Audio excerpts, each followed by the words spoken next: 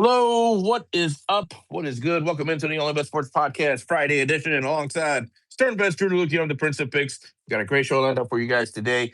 Before I get into the formalities, though, guys, we do have some major breaking news. As we are just now starting this podcast, I will get into the recaps of our plays here momentarily, but very, very important here. Breaking news: LeBron James officially, per Shams Charania, has signed with the Philadelphia 76ers.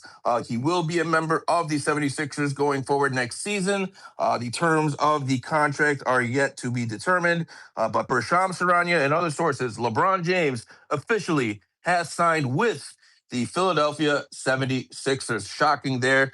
They were nowhere near the top of the favorites list over the past several days. We were looking at the sports books. It was always Cleveland, Miami, and Golden State. So out of nowhere, LeBron has decided to sign with the Philadelphia 76ers. Moshe, I got to get to you right away as a resident of Philadelphia. First of all, good morning. Happy Friday. What are your thoughts on LeBron James joining your local town team in the 76ers? For the record, I'm a New York Knicks fan living in Philadelphia. So who did they give up for the trade? So it's not a trade because he was a free agent. So he just they just signed he him. could Okay, you're sign. right. He decided he could sign wherever he wanted. And I guess he looks at Philadelphia as his best chance to win a championship because that's where he decided to sign again. I don't have the terms of the contract yet. This literally is just breaking as we're going on live right now. I mean, honestly, not a bad spot. I think Philadelphia definitely is in the running, as they have been. Now, we called them fool's gold a lot of last year, but maybe LeBron is the middle piece that they're seeking. I think it really just depends on their ability to stay healthy. If they make it to the playoffs with Embiid and Braun together, I mean, that's going to be a difficult combo to get over. So I don't know if I would push them to the top of the list, but they immediately made splash and they're definitely going to be considered. I think it would be surprising if they didn't make the playoffs, right? Yeah, 100%. I agree with you. I mean, my initial reaction was shocked. Didn't really get it. Just like split second initial reaction. But the more I think about it, I actually kind of get it. I think it might be a really good fit, to be honest with you, because of course you got Tyrese Maxey, Jaylen Brown. If Joel Embiid can give them anything close to his MVP level a few years ago, of course, I mean he's gone through a lot of injuries and his body's been worn down since then. So we'll have to see about that. But I think you're absolutely right. It's a matter of health for these guys. But if they are to stay healthy, that is quite a fearsome foursome right there with Jaylen Brown, Tyrese Maxey, Joel Embiid, LeBron James, and VJ Edgecombe. Quite a lineup there, to be honest with you, especially in the Eastern Conference. So I get it.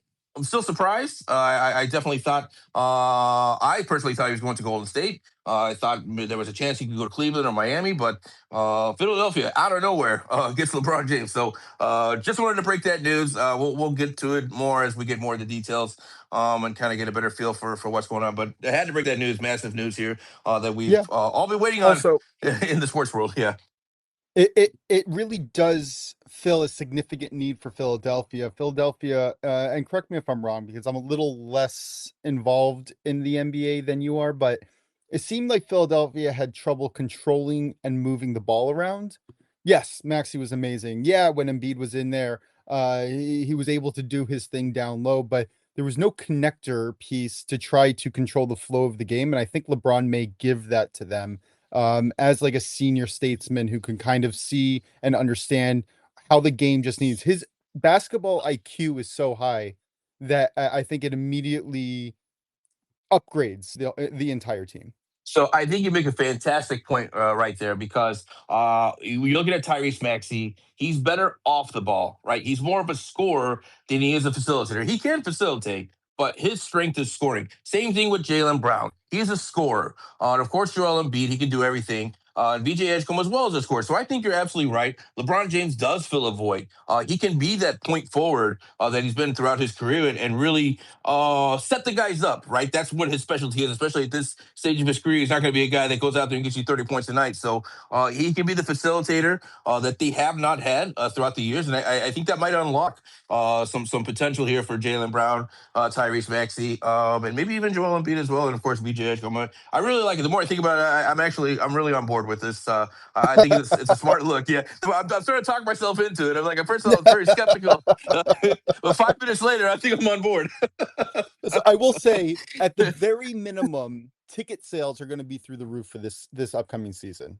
At the Oh very yeah. least, Oh yeah, ticket sales, jersey sales, everything. Yeah, Philly's about to I be a can't wait madhouse. to see how obnoxious Philly fans are with Oh LeBron God, yeah, I hats know. and Jaylen Brown. That's going to be Jesus. the quite the kicker. If I'm going to be wearing my New York Knicks jersey and shirts, they're going to be all over me, which they already are. But at least in the past, I was able to say, "Well, when's the last time you won one?" Yeah, yeah. Well, you still have that on them right now. They haven't won anything yet. They're paper champions as of now. So you still got the real title on them. But yeah, we'll get into it more later. Like I said, as we get more information, and kind of get a better feel for things. And I'm very curious of what Drew's thoughts are if he when he joins us here later on. But yeah, let's go ahead and get to the formalities here. We can recap our play, Stern. How did you do yesterday? Well, I thought it was going really well. They had a 3-run lead, 4-run lead, 3-run lead going into the ninth inning, I believe, yesterday, and then the Braves bullpen blew it. So they did end up winning by 1, but not by 2, which is what I needed to cash my bet. So unfortunately, it didn't go through, but I'm looking forward to finishing off the weekend strong. Yeah, so I gotta be honest with you. Part of the reason why I wanted to start off with the NBA because I really didn't want to talk about my plays yesterday. That's a joke, but I had part of one of my worst days yesterday. Sorry, guys. The show picks were a complete dud. We struck out on all of our Conference League plays, all of our Europa League plays. I mean, it was just it was a disaster. But the good news is this morning we did start off on the ASEAN tournament. 2-0 sweep on the morning plays. We had Cambodia and Singapore over 2.5 goals that cashed. And then we also had Vietnam minus 3.5 against Timor Leste. They ended up winning that one. I believe it was 7-0 at the final score. So two nice cashes there to start off the day. We'll see if hopefully we can get on the right track here going into the weekend. 100%. Also, I think Taj Bradley, Drew's pick from yesterday, cashed. He pitched really nicely. I don't think he got the win, but he pitched phenomenally going into the 7th inning, I believe. So that was cash. And if it makes you feel better, I think half the people couldn't bet Vietnam or Cambodia. So those are 2 losses that only a subset of the population was able to even bet in the first place. So real quick, those are my 2 wins. So I hope they were able Oh! to. You got it backwards there, buddy. Gosh. All right, sorry. I'll keep my mouth shut. All right, let's get into Yeah, today's thanks. action. Prince, what do you want to go to first? I only have soccer plays today, and I actually have some boxing plays actually over the weekend. But I mean, if you want to start off, we can wait for baseball for Drew to come in. Let's talk Shoot, it's up soccer. to you. Let's go straight Sure, into it, and then yeah, sure. let's see when Drew gets in here, and if anybody else wants to talk soccer, we can kind of have that segment in now because I think Yeah, this is a absolutely. fantastic weekend. This is our first weekend back, right, from international break.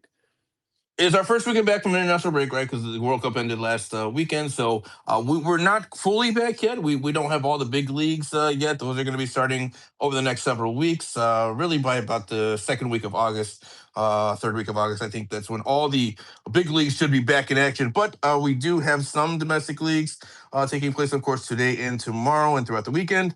My first play is going to be actually we got a 1 p.m. Eastern kickoff coming up this afternoon. It is going to be in, I believe it's the Denmark league here, as I did have it pulled up and then I didn't. Yeah, Denmark, the Super League in 1 p.m. Eastern kickoff. We've got a matchup between Viborg and OB Odense.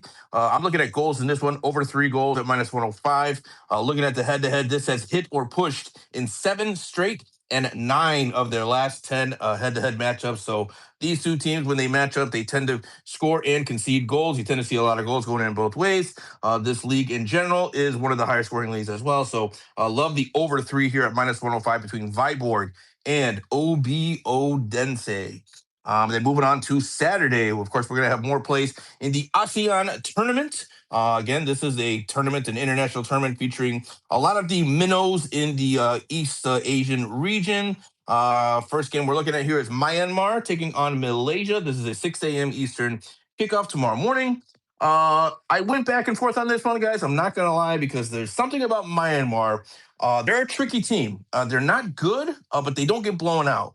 So I was back and forth. I waffled a little bit on this one, but the play I came up with was just part of a two-pick parlay. I'm going to take Malaysia straight up on the money line. They are the better team when all is said and done. They haven't lost to Myanmar. In three of their last four, they've won. So I think Malaysia on the road, it's going to be tough. Myanmar, we're expecting a rain, and usually when it rains in Myanmar, it's usually a downpour. So it could be some significant weather impacts in this one, which if it is, that might level things up a little bit. But I'm just going to slightly edge towards Malaysia's quality. And this one, I think they just have enough to get over the line. So give me Malaysia in a close one on the money line. And we're going to parlay that with the other game in the ASEAN tournament. It's going to be a 9 a.m. Eastern kickoff where we have Thailand, who's going to be traveling to Laos, taking on Laos in this one.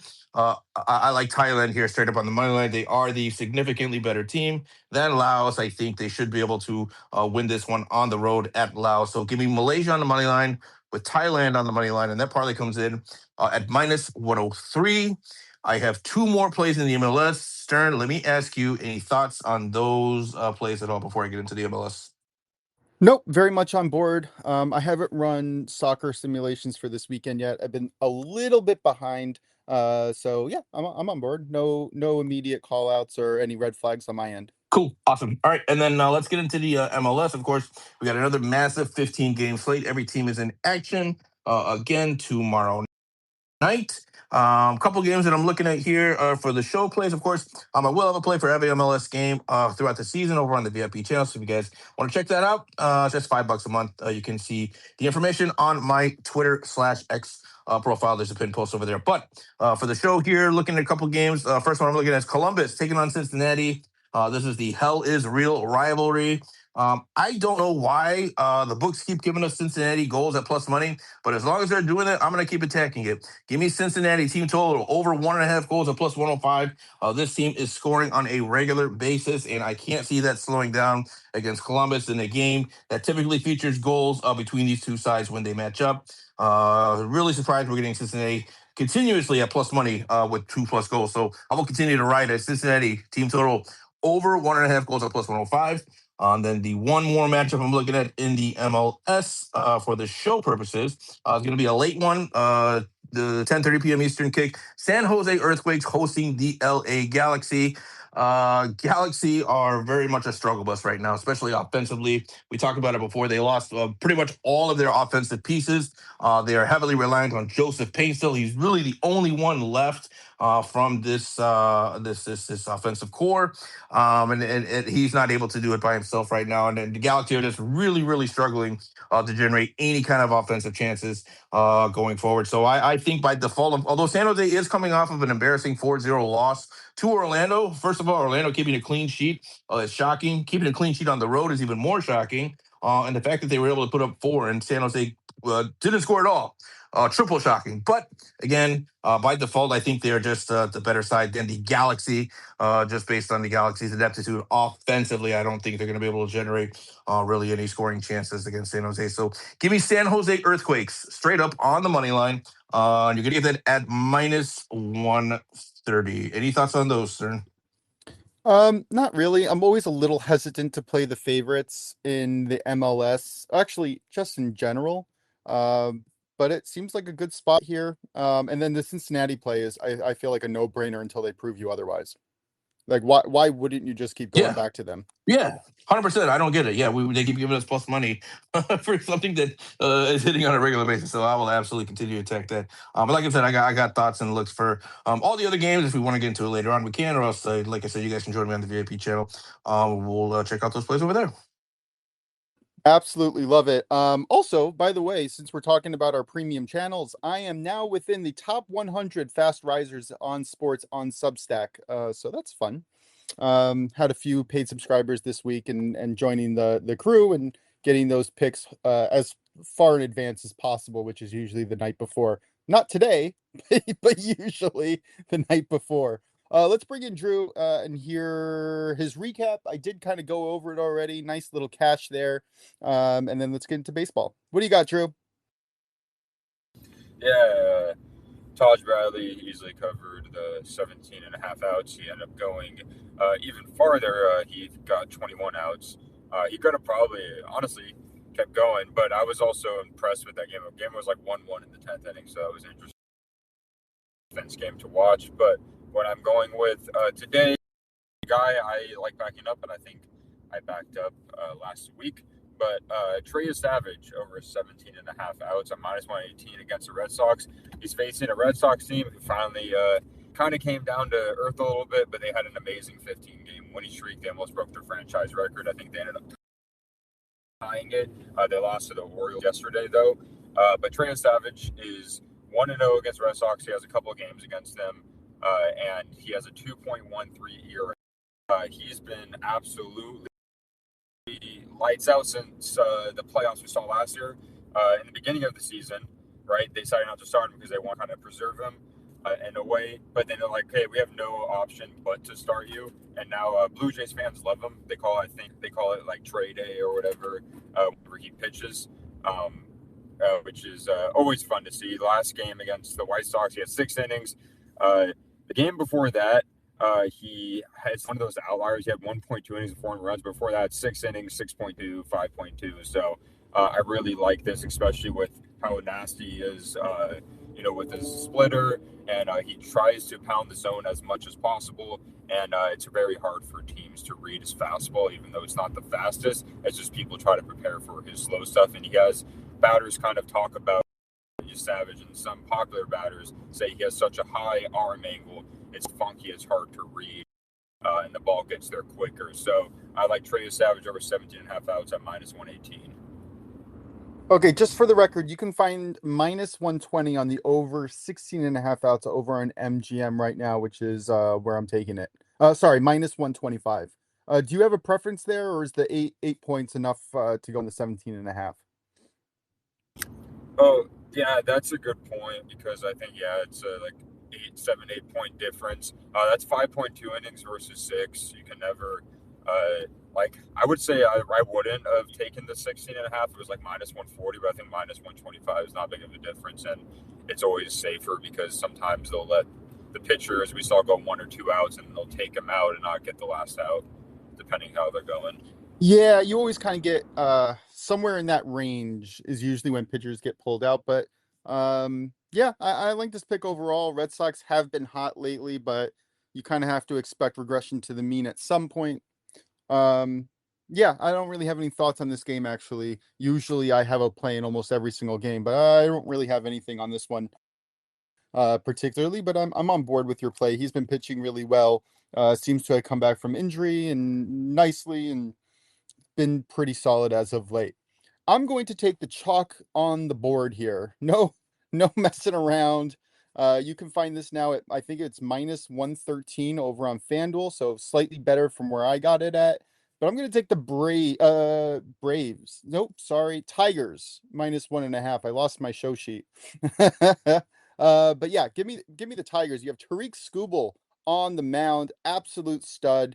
Expect him to kind of get into the swing of it now that the Tigers are do or die. They need this win. There is no two ways about it. If they do not win 70% of their games, they are not going to make the playoffs, and they are likely trading away Skubal, which is, I don't think, what either of them really want. They're facing the Royals on the road. Royals on the road offensively fall off a cliff. Plus, give me their awful pitching staff.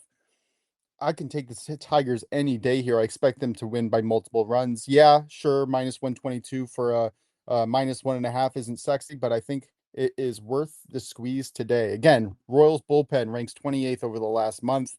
Not something that I want to kind of fuss around with. So I think the Tigers get it done in a big way. If you wanted to, I don't mind playing Tariq Skubal to record the win at minus 135. It's only slightly less juice, but I really do want to attack the Royals bullpen, which I think is going to get them in the most trouble. So I'm just going to take the full game run line. Drew, any thoughts here? Yeah, it's kind of crazy to think about with the Royals because their pitching started off extremely hot and having well, but this is the disappointing team that I know they're a small market team. They haven't been like as successful, and they started getting more hype when they won in 2015 and was the World Series again after that. But people expected them to be a better team this year, and they have one of the worst records in the league. and that was expected. So yeah, I like backing up the Tigers here. The Tigers need this. The Royals are just their offense is so anemic, and they're pitching just older veteran pitching that haven't been as great lately. So I like your Tigers pick. Yeah, I want to give a little bit of a hard lean here. Is one of my official plays on my premium Substack, but I'm not going to give out the exact play. But I love the Marlins today. You have German Marquez pitching on the road for San Diego, and there's not enough money in the world for me to want to back him. Definitely figure out a way to bet Miami today, whether it's team total, first 5 team total, full game money line, full game run line. I don't really care what it is. They're having a bullpen day, which actually kind of sets up nice to limit big offenses, which the Padres have been coming up offensively lately. But when you have a bullpen day, you get to plan accordingly and put your best bullpen in the order to nullify the opposing lineup. And I think that the Marlins, for as much as they struggled overall, they're doing really well this year, and I think they get it done today. Just another look over there. Prince, any thoughts on the MLB slate today? No real thoughts for me, but I do have a question. Any home run looks for today? I know we have a DK boost for a no sweat home run bet. Anything for the listeners out there that maybe to put a sprinkle on for that? Yes, I do. James Wood, simply. I will do not pay less than plus 300, so I don't link it on DK, but you can find the same risk-free home run bet over on MGM, which is where I took it at plus 310. James Wood, he's hitting in a really good environment here. Let me pull up the game real quick, but they're facing Arizona, whose bullpen is always kind of off and on, could give up home runs on their own. And he's facing Eduardo Rodriguez, who has a 9.6% barrel rate, 17.2% strikeout rate. So he's a clear pitch to contact type of pitcher. And then you're going to give me James Wood, who's really his biggest flaw is his whiff and strikeout rate. And if you're going to take that away, because he's facing a pitch to contact pitcher in Rodriguez, James Wood has incredible stats. He has a 22% barrel rate, and you're going to combine that with a near 60% hard hit rate at over plus 300. Again, I wouldn't go under 300, but I think at plus 310 there is some value there. I expect someone to go long today. Very good chance it's James Wood. Love it. All right, cool. Sounds good. Drew, any thoughts? I'm sorry, I saw you go off and on you before when I gave out my little lean on the Marlins. Any thoughts on that game? First, I'll say to you, Prince, that PCA against Jared Jones today plus. I know it's a fancy, but plus 447 isn't bad for no sweat. But the thoughts I had on the Padres is talk about another disappointing team. Not a big of a joke as my Giants are. They're the biggest joke in the MLB. But the Padres are such a disappointing offense. Like we've seen, their pitching has not been like absolutely terrible. Of course, their back rotation, like Jermaine Marquez and stuff like that, has been great. Like they might trade like Mason Miller, and I think the team knows that. They're probably going to have to trade Mason Miller, which is crazy. They're probably going to get a haul for him still, even though they traded the number one prospect before with him. So I think the Padres are personally just out of it, in my opinion. They have a losing record. They're way behind the Dodgers, and the NL. You can't afford to have a losing record. I know there's like probably around 50 or so games. The NL, you can't afford to have a losing record at this point. The AL, you can, because the AL is like so much more even competition. There's losing records in the wild card, but the Padres, they're in desperation mode, and I don't think they're going to bounce back in any kind of way. I'll push back just a little bit. From what I'm seeing, their major competition right now is going to be the Diamondbacks. Dodgers are running away with the division. There's no question about that. They're 65-38. They're how many games? 11 games in front of the Diamondbacks. But the Padres are only 4 games behind the Diamondbacks. They're 50-53. I think that the next 2 weeks they're going to make a push. Their offense has been coming alive really nicely. Their bullpen has really been the question, surprisingly, because they have been ranked top 5 bullpen over the last few years. I can see them making a run. Not if you think the Giants have a chance, but if you think that the Rockies and Giants are out, yeah, if you think the Giants and Rockies are out, I think the Padres have a sliver of hope. I would say probably as much of a sliver of a hope as the Tigers do over in the AL. I don't see them out of it yet. I think in the next 2 weeks we'll have our answer. And then if Mason Miller goes, then you know that they're giving up the season. And I really do hope the Yankees get him. Him and Betnar together would be an incredible 1-2 punch to close out the games. And that's really been where the Yankees have struggled lately. Is all their key bullpen pieces not necessarily functioning as they should. But yeah, I don't know. I still have hope on the Padres. I wouldn't mind even sprinkling on them to make the playoffs if the number is at like plus 300 or 400, which I would assume that's where it should be. Yeah, no, I definitely agree with that. Too, where not like completely count them out. It's just hard the way I've been seeing them playing it. I'm doing it more sort of factor if they do, because I do see a lot of rumors, and I know rumors are rumors about Mason, but I think if they still believe they need to keep Mason, because I know he only pitches 1 innings, but the dude is literally one of the biggest weapons in the MLB in that matter. I would say for the Giants, what you can expect from my favorite team is expect a big trade deadline. I hate to say it, but I would not be surprised if we see Luis Ariz go somewhere. I hope we don't trade Jung-Hoo Lee, but Matt Chapman will probably go somewhere. But I say expect the Giants to do a complete overhaul. I would not be surprised with that. And there's some pieces we have that would work well on other teams. I would say one person I do not want us to trade at all, because I think he's the future. If we do, it's a mistake, is Bryce Eldridge. So yeah, that's my take on my That's team. interesting. Also, I just looked up the price. You can get the Padres to make the playoffs at plus 425, which I think is actually more than fair value. I do. I think the Diamondbacks have probably the tougher schedule towards the end of the season, and I don't necessarily trust their bullpen to really keep them in it long term. Just a thought. We're definitely going to see these numbers move over the next 2 weeks, and I will try to have some kind of projections going to see if there's any live value. By the way, Detroit Tigers to make the playoffs in the AL is plus 300, which is significantly less than the plus 800 that I gave out. I think it was about 2 months ago. Still not a bad look, though. I think they can get it done. And to be fair, my mom's from Detroit. I grew up watching Detroit. I am a fan of Detroit, so I am a little bit biased there. But let's get into wrestling. Prince, what do you got for us? Not wrestling, but boxing. That's what we got. So it's all right. It's all right. It's okay. I didn't tell you what it was. I just gave you the names, and I hoped you'd figure it out. But actually, before we get into boxing, real quick, I just want to recap our WNBA play that I gave out yesterday. In case you guys missed the show for yesterday, we're on Azzy Fudd in the All-Star game. The All-Star festivities 3-point shootout, which is going to be on Saturday for the WNBA. Give me Azzy Fudd to make the finals of the 3-point shootout at plus 100. If you want to hear that breakdown, we gave it out yesterday on yesterday's podcast. But just to recap that play once again, Azzy Fudd to make the finals of the 3-point shootout at plus 100. Before I get into my boxing plays, I see Michael has joined us. Good morning, Michael. What's going on, bro? Good morning. Did you guys already cover the breaking news in the NBA? We sure did. We covered that first thing. Right when we came on, the news broke. So I wanted to be sure that to get into that. Did you have any thoughts on that, though? Curious. None. Okay, cool. Yep.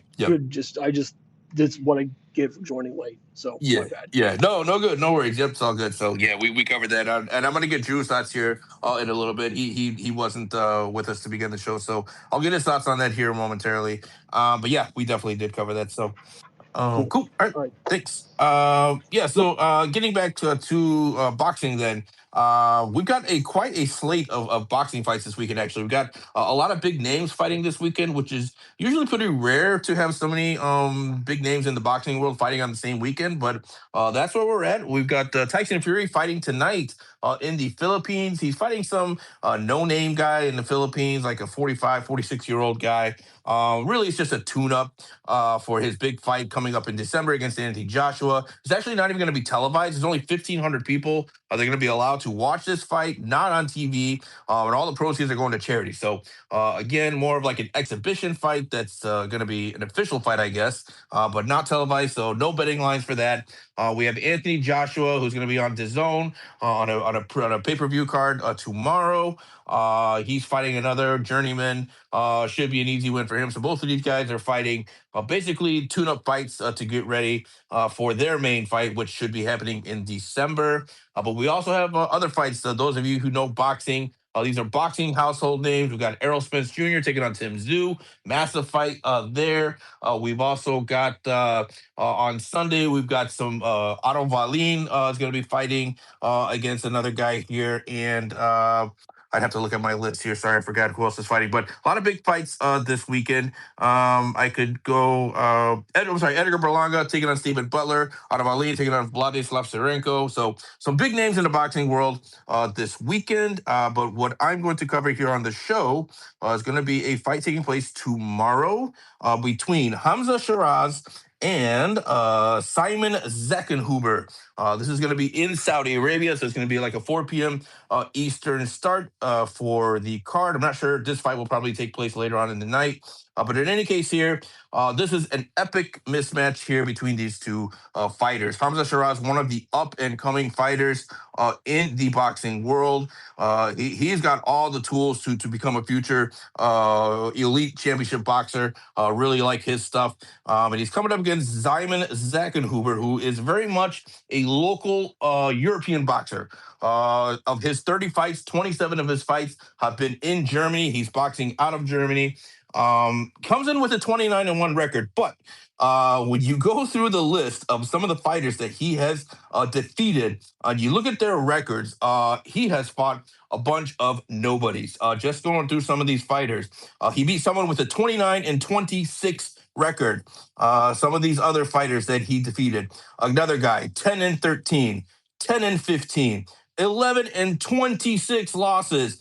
He fought a guy and defeated a guy with a record of 17 wins and 41 losses, 1 win and 13 losses, 3 wins and 20 losses, 11-27, 10-35. He fought a guy with a record of 2 wins and 30 losses. Shout out to those guys, by the way. You want to talk about dedication? To be 2-30 and still going at it, that's some real dedication to the sport of boxing. But in any case, it looks like he's just fighting guys off the street.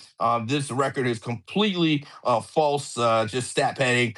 His record, he's fought absolutely nobody of the caliber of Hamza Shiraz. So I think Hamza Shiraz gets this one done quick. I love under 4.5 rounds in this one at -138. If you can parlay that with any kind of a knockout, I think he's in line to really get rid of this guy quick, fast, and in a hurry. Is Hamza Shiraz. So give me Hamza Shiraz, Simon Zeckenhuber, under 4.5 rounds at -138. And then also, if you guys want to take Hamza Shiraz on the money line, he's heavily juiced. You can get him anywhere between -2,000, -3,000. Even saw some books -4,000. Use him as a parlay piece. I don't see any way possible this guy loses. So just use him as a parlay piece on the money line with any other bet that you like. But the official play, Hamza Shiraz, Simon Zeckenhuber, under 4.5 rounds at -130. Yeah, I really do like looking at strength of schedule when you're looking at two different fighters. It really is an important metric and something that gets overlooked because most of the time these are not regular seasons. You fight specific types of people and you don't necessarily get an overall average when you're comparing two fighters. So when you look at strength of schedule, you can really kind of see who does well against what type of fighting style. And I like your looks here. I think they're pretty sharp. Yeah, I mean, you just look at. I mean, it's unbelievable some of the records of these guys that he's fighting. I've never seen anything like it with the amount of losses that have been piling up. So for some of his points, so very unusual. But yeah, that absolutely stat padding here. Michael, do you have some thoughts on the boxing world here, or this fight in particular, or anything? Is this a title fight, and how many rounds is it scheduled to go? That's a good question. I'm not 100% sure if it's an official title fight. Hamza Shiraz does have a title, I believe. So if it is a title fights usually go 12 rounds. But again, to me, the rounds don't matter because I'm expecting this one to get done really quick.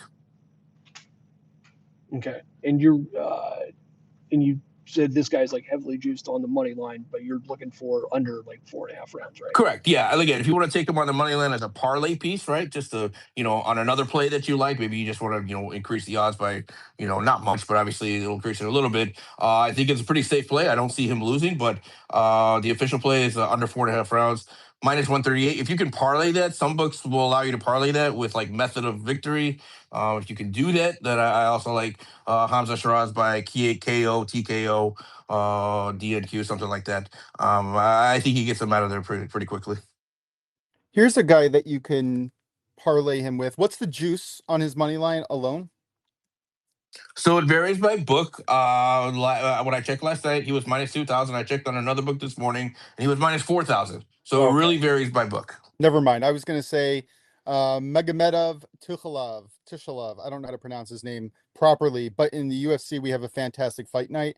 I am going through. It is a particularly hard fight to make picks in. There's a lot of heavy favorites, and historically, when you are fighting in Abu Dhabi, the Abu Dhabi fighter wins. And you could call it controversial. You can call it they stack it against the foreigners, whatever it is. Do not fade Abu Dhabi fighters, and Megamed Tukhalov should be favorited no matter what. If this goes the distance, he's going to be heavily favored on the cards. And if it doesn't go the distance, which I don't expect it to, he should get it done within 4 or 5 rounds as well. So there might be some kind of parlay there that I'm looking at. I'll tweet it out if I do make a pick specifically revolving around these two fighters. Yep, sounds good. And then, like I said, I've got thoughts on some of the other fights. If we want to cover that, we can later on. If not, that's okay as well. Why don't you just go through it? One of the You have one more fight that you want to break down, right? Yeah, one more. Well, there's a couple, but I can just do one here. And we'll leave the other ones for the VIP channel. But the other fight that I like is going to be again tomorrow. It's Errol Spence and Tim Tszyu. Pretty big fight. This one here between two fighters who are heavily credentialed. Errol Spence a little bit on the older side. Tim Tszyu, he's been around as well, so two veterans. But I think this one's going to be a rock'em sock'em fight. I think it's going to be very entertaining. You got two guys who are very aggressive in the way that they approach fights. So I think you're going to see both guys really just going out swinging. I think it'll be one of the more entertaining fights of the year. I don't expect it to go the distance, but my favorite play here in terms of the value is I like both fighters to be knocked down. You're going to get that plus 750.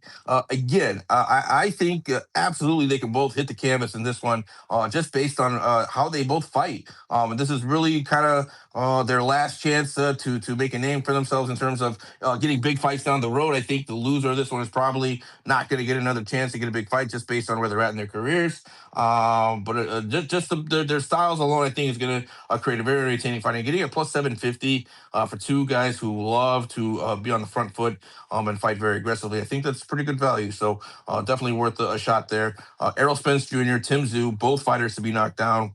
Plus 750. Other plays I like since we're on this fight, under 9.5 rounds at minus 110. I think this one gets done. I don't think it goes the distance. I do think someone ends up either getting knocked out or DQ'd. And then method of victory, I'm going to go with Tim Tszyu for the upset, plus 200. Method of victory, KO, TKO, or DQ.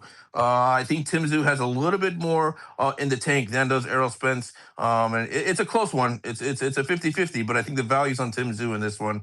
So I will take him to win by KO, TKO, or DQ. I do not think this goes the distance, so I don't like anything in terms of decision. So again, to recap, both fighters to be knocked down, plus 750. Under 9.5 rounds, minus 110. Then Tim Tszyu to win by KO, TKO, or DQ at plus 200. Nice. Yeah, I like that. That was the only fight actually that I couldn't find on my book, so I'm gonna have to look for it after the show. So I had a hard time finding that one. The only book that I found it on here in Illinois was FanDuel. Okay, great. That's the one book. I usually don't necessarily check FanDuel for boxing or wrestling or anything like that. First, I usually look at DK and then Bet365 as they usually cover 95% of them. But FanDuel is always the sharp book. In general, if you haven't heard me say it and you want to know what the proper line is from American sports books, if you can't get to Pinnacle or some of the other ones that are really sharp, FanDuel is the one. FanDuel is definitely the sharpest American book. Yeah, Drew, what do you got? Oh, I was saying I like Prince's pick with Tim Zoo. Definitely, I'm familiar with like the box world, especially Tim Zoo and Errol Spence. I know 36 isn't terribly old for boxers. We saw Ford dominant there, but Tim Zoo just, I think, as he's younger, I think he's just better overall of a fighter. And I remember I saw a video of him saying he wants to end Errol Spence's career. So, I mean, usually when someone ends up saying that, they usually back it up. I've noticed, especially like those Aussies. It's always interesting to hear people talking before fights. And it's really fascinating to me Yeah, a to lot of see it's where for it show. blows up or not. Yeah, they usually hug each other at the end, like at the fight. It's like it's one of those things where it may not always be for show, but they I remember fighters like talk about it, and the former fighters say like one of the reasons why they hug each other and because there's nothing like fighting like two men fighting in that way, and when you fight in that way in your heat of the battle, you gain respect for that person, you get the anger released and stuff, and you get the respect for the person that hey, you were willing to fight me, and then you make up at the end.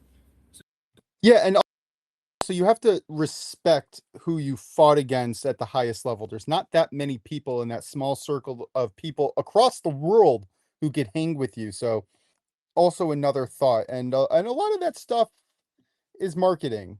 They tell them to be obnoxious. Like Conor McGregor built an empire off being obnoxious. Now, I'm not saying he can't back it up. For many years, he could back it up. But you can also see that at the end of fights, even against vicious opponents, that they give each other hugs at the end. They for the most part, they understand that this is a part of the game to sell more tickets. But let's bring in Addison. He requested to speak. Addison Underdash Gift. How are we doing on our F1 plays today? Hey, happy Friday, guys. So second practice just finished up.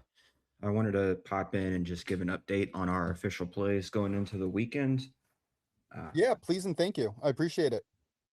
The disaster that is Aston Martin continues.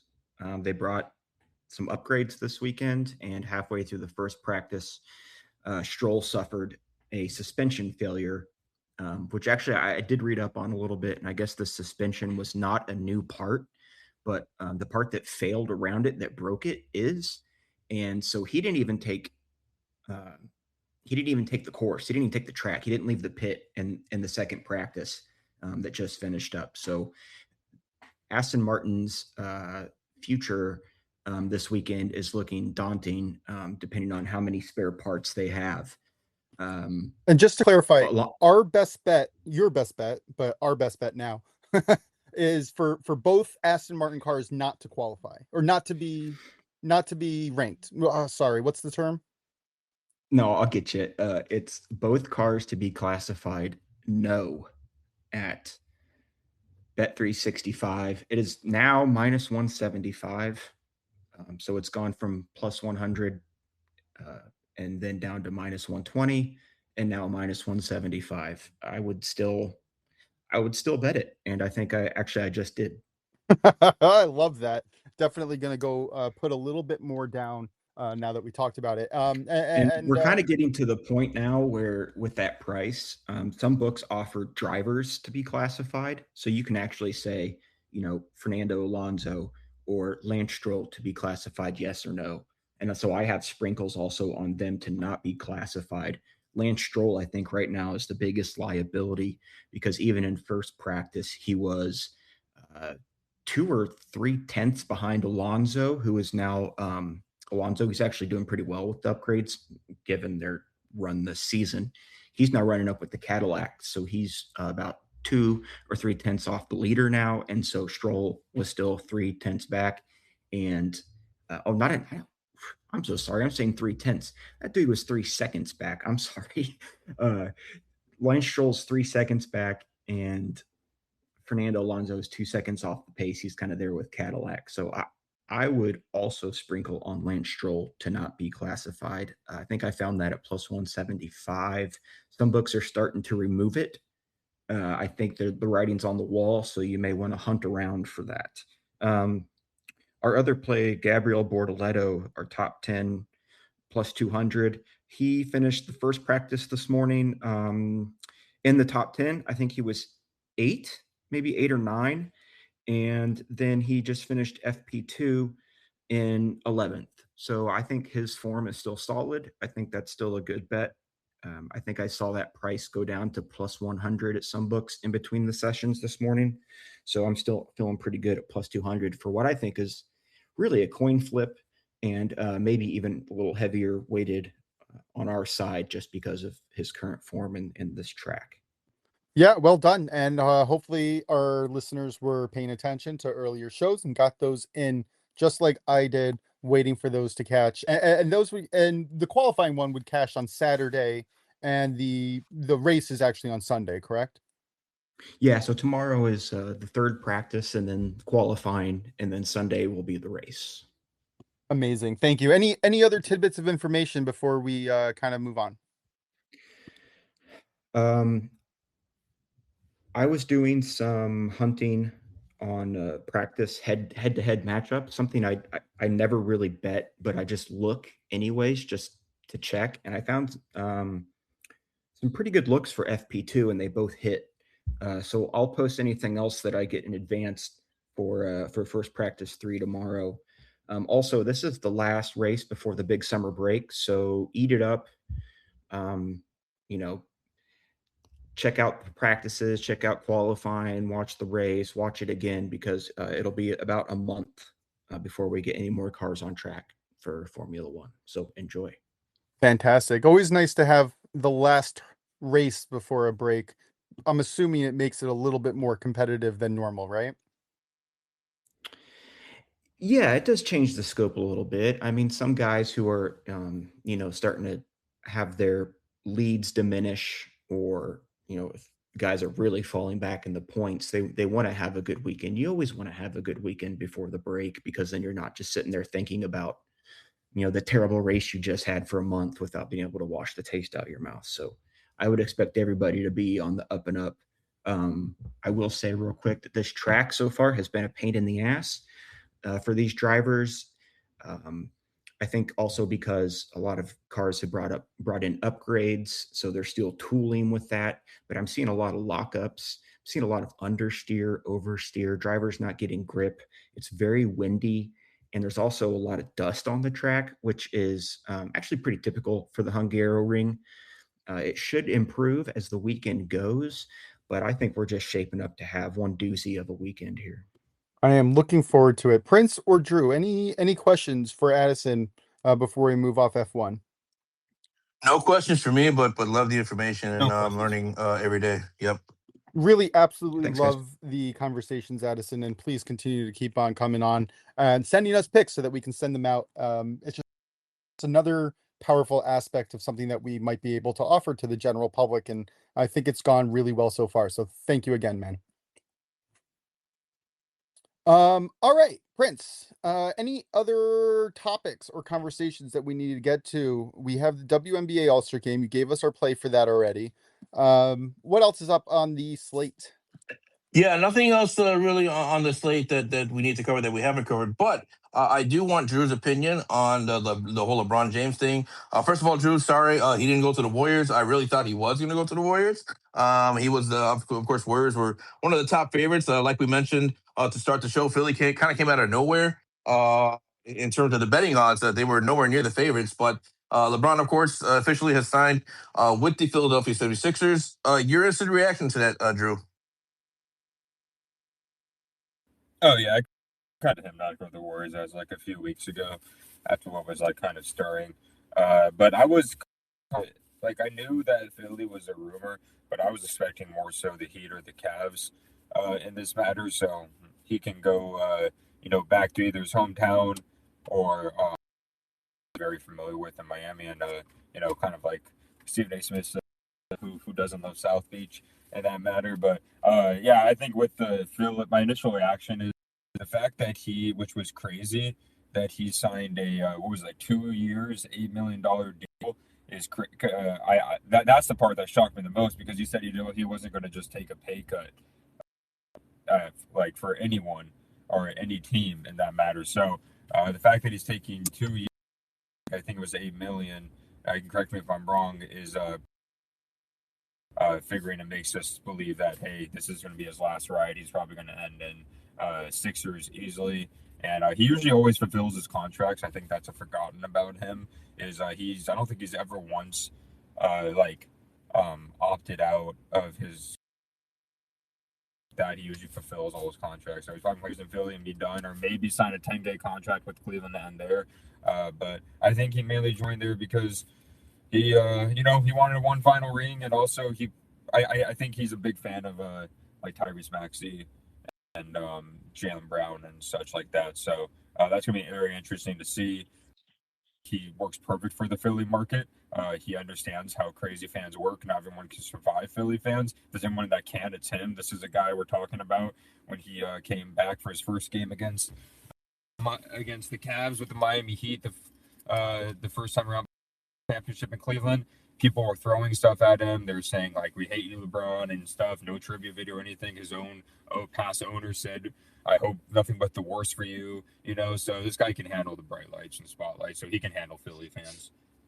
Yeah, no doubt about it. And I wasn't aware of the whole contract situation. So 2 years, $8 million. That's great to hear, because that shows me that obviously he's 100% committed to winning a championship, and nothing else matters to him. So obviously the reason he went to Philly, of course, he could have enjoyed life in South Beach or anywhere else really.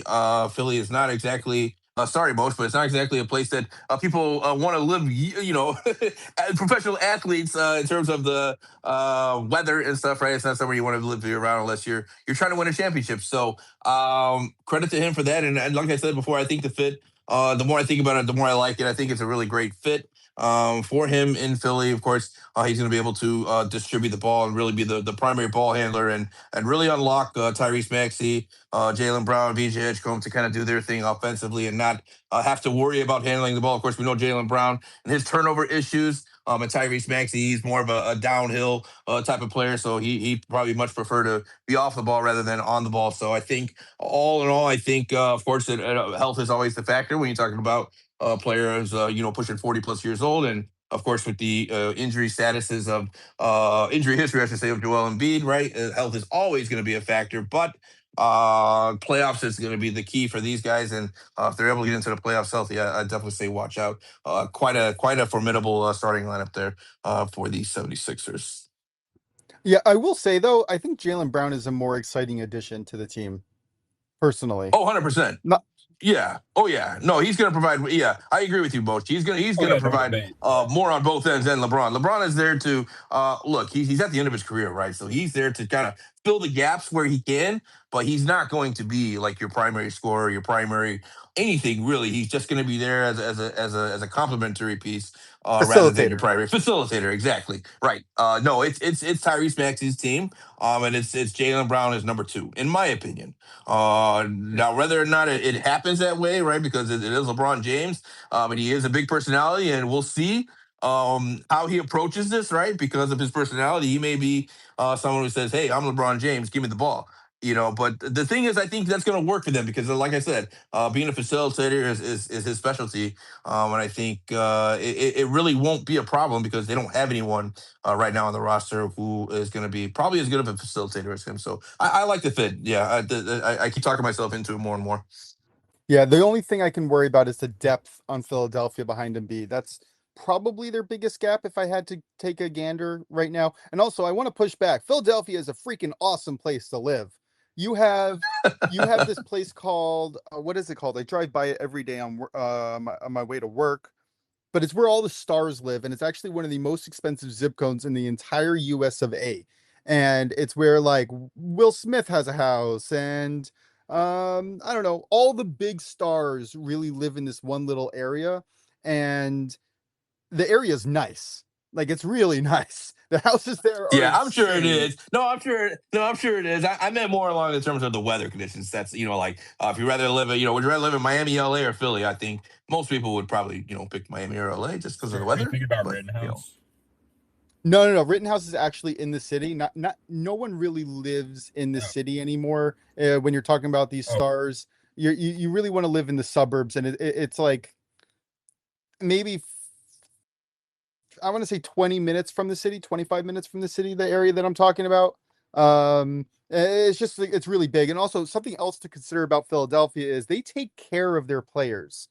It's not like some of the other cities that you see where like sorry, Pittsburgh, like Pittsburgh, where you don't really get a lot of action after you're done or towards the end of your career. Philadelphia really makes it so that you're involved in the city itself. And I think that was forced in a way because when the players aren't involved in the city, the relationships can go south fast. But Yeah, something that I've noticed is they do a really good job at keeping players near and around Philadelphia. Even retired stars from many years ago are brought in to be hitting coaches or pitching coaches or just in general for every sport pretty much across the board in Philadelphia. They make you a part of the family and they really try to keep you long term to keep your expertise in house. And I think they do a wonderful job of it, much more than other franchises. yeah, I would agree. I think Philly seems like a really good sports town, sports city in general. So I'm with you on that. You're also only an hour and a half, 2 hours away from New York. And you're talking about probably the most underrated city across America. And yeah, sure, I might be biased. I live here, but I've lived in a lot of cities across the world and across America. Philadelphia, by far, in my opinion, is the most underrated city. I'm not saying it's the greatest city. I think LA and New York and Miami definitely have their perks, but somewhere around Boston, Toronto, Philadelphia ranks up there. And I know Michael's giving me the thumbs down. He can boo me all he wants, but I stand fast in my opinion here. City of brotherly love. Can't go wrong with that, right? Yeah. All right, let's get to our question of the day, unless you guys have anything else that you want to add to today's show. No, nothing for me. Oh, Edison, sorry. Do you have anything oh to man. add? Yeah, I just wanted to hop back in here and talk about the WNBA. If you're betting any of the All-Star Game, three-point contest, I assume they don't have a dunk contest. If you're doing all that, shop around because your play Prince is plus 100. I found it plus 125 at Bally and Bet Rivers. I've also seen it minus 150, minus 140. And I've also seen her to win, Azzy Fudd to win the three-point contest as low as plus 170. So, just getting her to advance past the first round at plus 125, plus 100 is pretty stellar. So Yeah, thanks for that. that's a great point. There does seem to be a lot of fluctuating between the prices on different books, specifically for this WNBA All Star festivity. Some places have Mabry as the favorite. Some places have as a fun. You get a lot of different prices on a lot of these things. So definitely great point. Be sure to check your books for the best price. Yep, 100%. Really nice call out, Addison. Appreciate you. Um, Real quick before we get into our question of the day, Scotty Scheffler tracking very nicely. Scores are going low today. Not saying that Scotty Scheffler plus 175 is worth it on the money line price, but if he has a single bogey in the first few holes, go and bet him. Do yourself a favor in whatever market you can find. I think Scotty has an incredible day scoring overall today. All right, question of the day. Prince, I'm going to give it to you if you have a question. If not, I have a sheet in front of me that I can just kind of pick one at random. Yeah, I have a sheet too, but I'll let you pick one at random. Oh man, now you're going to make me look at this. All right, let's go. What is the most rewarding aspect of your journey so far in the world of sports betting?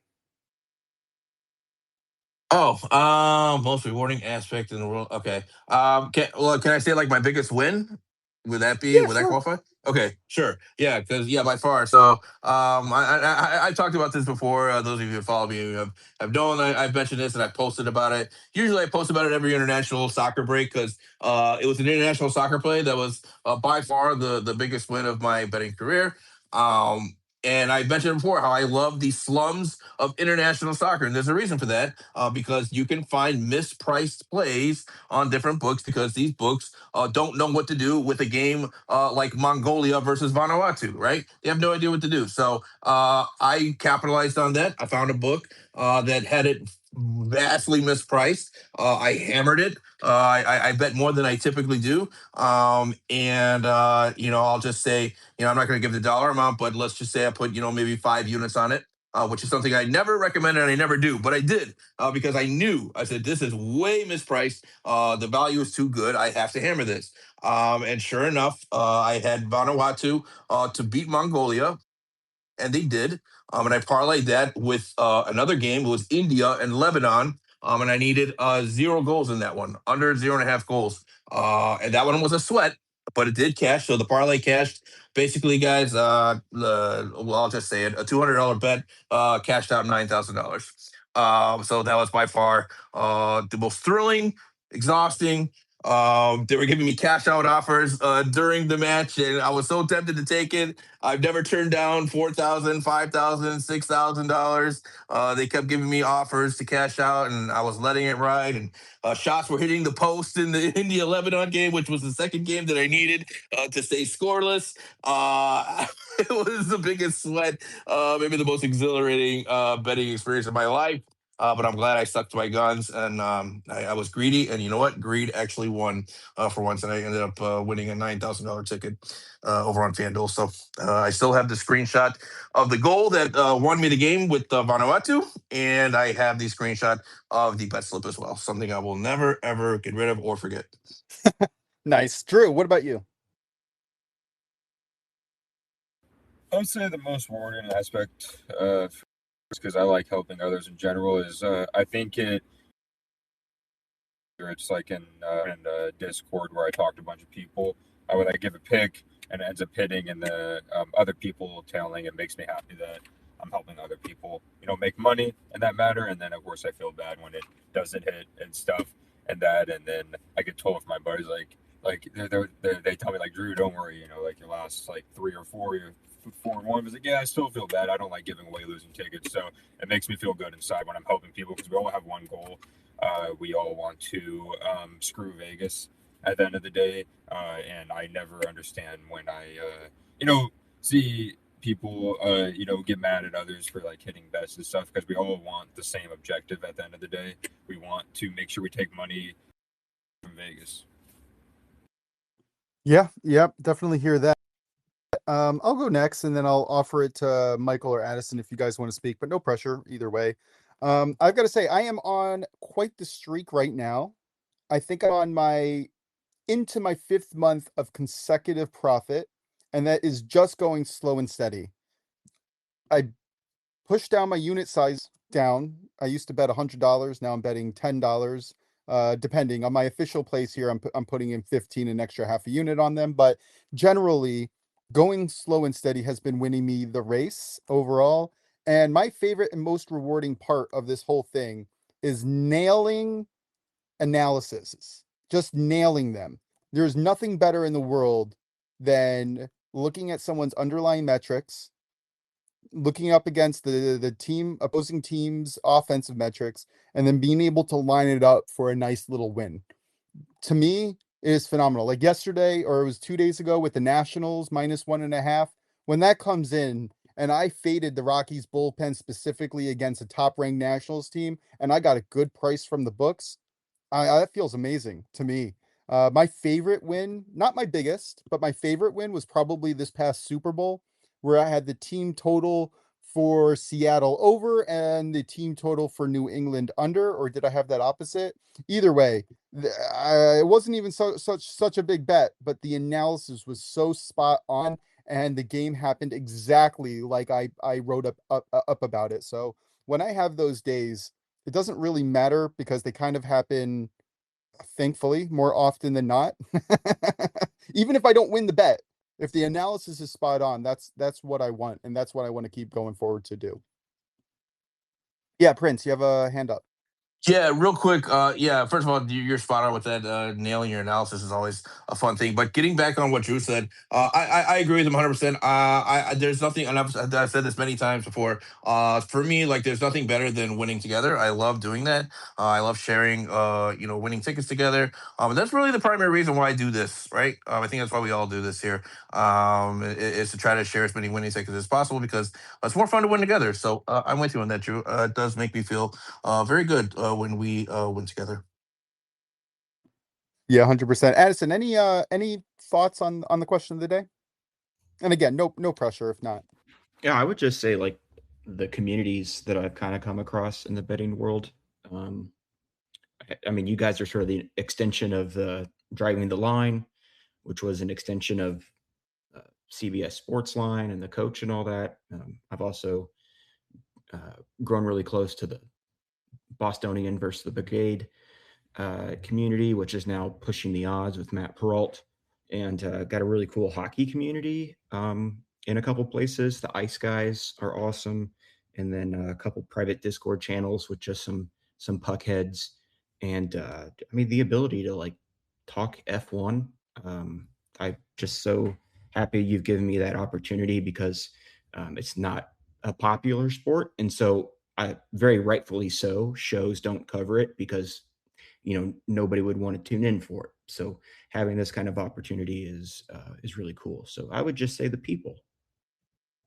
I have to agree with that. Also, if you can send me those communities, I would appreciate following any of your guys's and any listeners. Send us all the communities that you can. We will follow them on Twitter officially and then personally as well. If there's good communities out there, that is what we're looking for.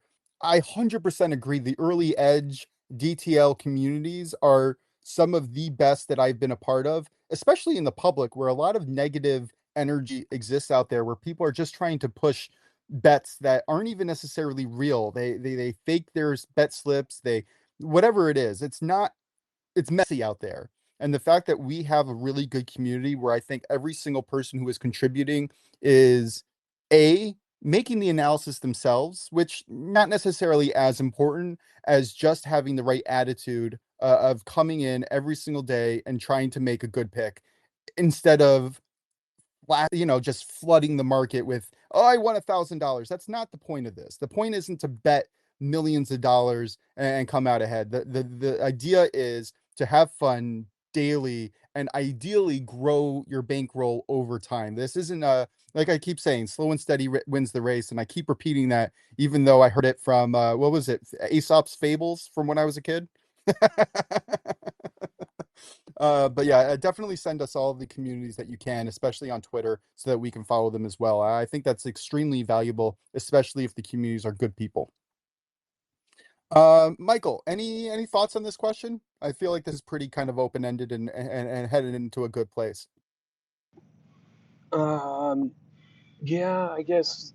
I think last year on my brother's bathroom trip to Vegas, I think I hit a 7-leg parlay, which I took from I think it was ABs and something else, and it just parlayed them all together and they hit, and I was like, hey friends, try this one out, and they all won. So I was like, sweet.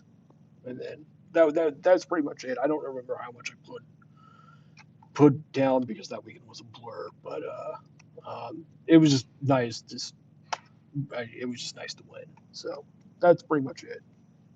Nice. All right. Yep. That was a good conversation. I know Drew has to leave. Drew, if you haven't left yet, could you recap us with your best bet?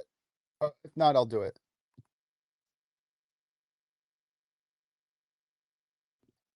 All righty then. Hopefully I have it written down. I know I bet it. I just have to look for it. It's in the Toronto game, if I'm not mistaken.